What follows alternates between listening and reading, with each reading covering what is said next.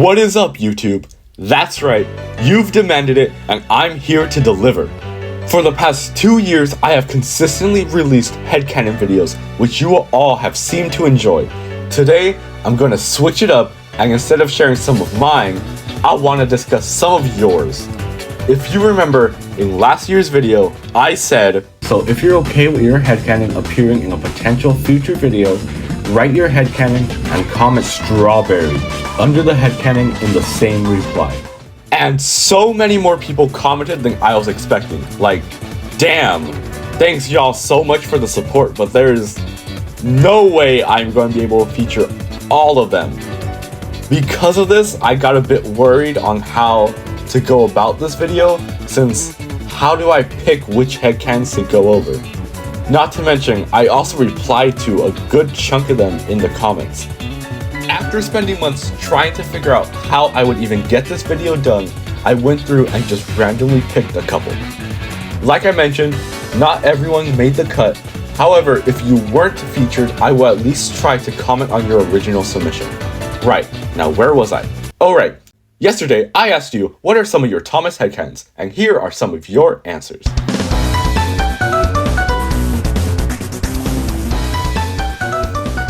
First up, we have Trainfang199, who brings up the Markling engine. For those who don't know, this was an engine that the crew would use during Season 1 and I think Season 2 in the background of some shots. It helped make the railway seem so much more alive. In your headcanon, you decided to give some depth to this random engine. After the war, he was brought and sent to Sodor and helped with odd jobs around the island. I was always fascinated by this engine since he's not an actual character, yet is so important to the series' history. I like the idea of taking nothing characters and giving them something to do. And there is no character more worthless than this one. Cause I mean, like, he doesn't even exist. I'm not German, but after a quick Google search on some German names, I think Conrad would be a good pick for this guy. Yim Yam says that the hit era engines who never returned were on loan. I always viewed them as mainland engines. Most were from the mainland, so it would make sense for them to just return home. If you've been around my channel for a minute, you would know that I actually have my own little railway on the mainland called the Azalea Railway, which happens to feature Molly. I've debated on adding more hit era characters, but at the moment, none will be making the roster. However, there is another engine that is currently on their way to their new home. I just gotta finish up the operations. However, back to your headcanon. I think it just makes sense that the reason we never saw some of these guys again was just because they just went home. Your second part of your headcanon is that Flora works at the Vickerstown tramway. So, I didn't even know this was a thing until like a while ago, but apparently there was supposed to be this tramway at Vickerstown. Sad this didn't happen, but I kinda get it. Flora fits perfectly here, and again, it's a no-brainer. Next up, we have a submission by Thomas Tog Did. I hope I said that right. You suggested a fun background to Rosie's life. Her spending her early years working alongside the E2 engines only to watch them be picked off one by one is a bit tragic. It also gives some insight into her bond with Thomas. Their sibling bond is one I wish the series used a lot more, so I'm glad you gave it some more background here. I think it's also a pretty sweet story that connects these two. I also like the pairing of her and Edward. It kind of parallels that of Thomas and Edward. Edward acting as their parental mentor figure just also adds to more of their sibling bond. On the topic of Rosie, which one of her liveries do you like the best, red or pink? Personally, I've always been more of a fan of the pink, but let me know in the comments down below. LMS5935 here says, the reason James is on Sodor before his first day is because he was actually working on the Noramby branch. Like the previous one, this gives insight to an event in the series. This would also give us a lore explanation into James's pony truck, which I totally know what that is. Sir Topham Hatt feeling pity on him could also explain the kind-hearted mentor role he sort of takes in during the James stories, since he kinda wants to see James improve and better himself. He wants to see this broken engine succeed and make a name for himself. He knows James is worth it, James just has to see it. Oh, so it's like a separate set of wheels that he uses to help turning. Legitimately would have never guessed that. Next up, we got SpongeTuber99. Hell yeah, love SpongeBob. Just like Thomas, its third season is the best. Chocolate with nuts is peak. You know what else is as good as that? Subscribing and checking out some of my other content. Wait, what's this video about? Oh right, Tommy the Train Engine. Aight, so you say that Tell the Brave takes place during Thomas and the twins. Funnily enough, I've actually thought about this before. I mean, it just makes sense. In both stories, Thomas isn't allowed to work on his branch line, so he gets stuck with the twins. Personally, I would love to see someone rewrite the two to work together. Who knows? Maybe that person could even be you. Now we got one all about our boy, Fearless Freddy, by New Indo-Serica and Astoria Union IRKAFSAF. Cool, I love Dragon Ball AF2. Tablos is the GOAT. Personally, I could beat Ivo Hugh in a fight easily. So, you could probably guess that I'm more of a fan of Freddy.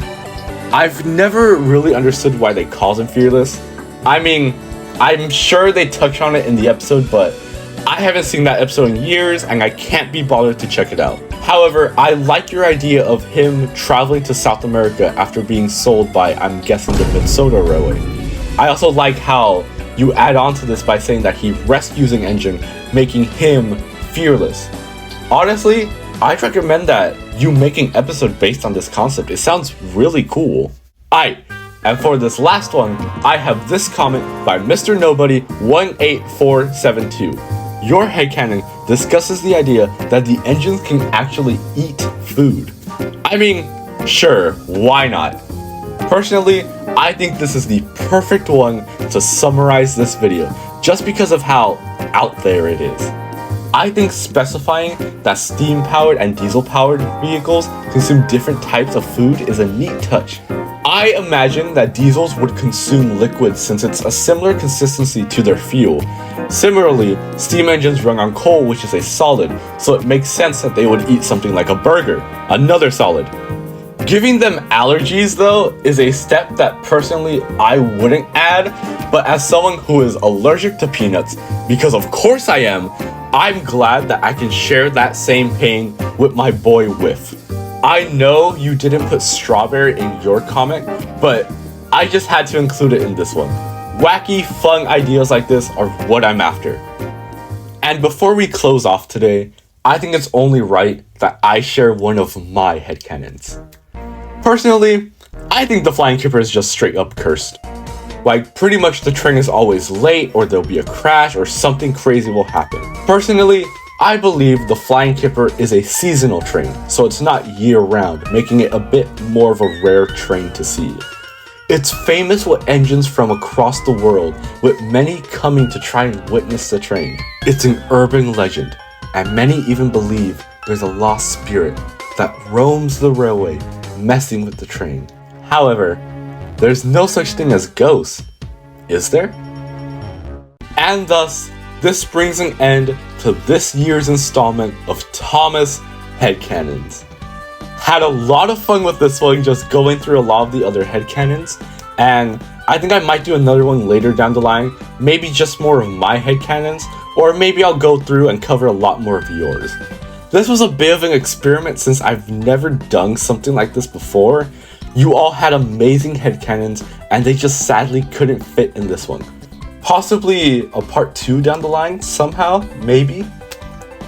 I know you all love these videos, and I do too. Like before, feel free to share some of yours down below. If you want to be potentially featured in the next installment, the special code this time is PIANO. Not all submissions could fit into this one, so if you weren't in this one, don't worry, I hope you still enjoyed, and there's always a chance you could be featured next time. You are all so talented, and featured or not, I suggest you all get out there and make something with your headcanons.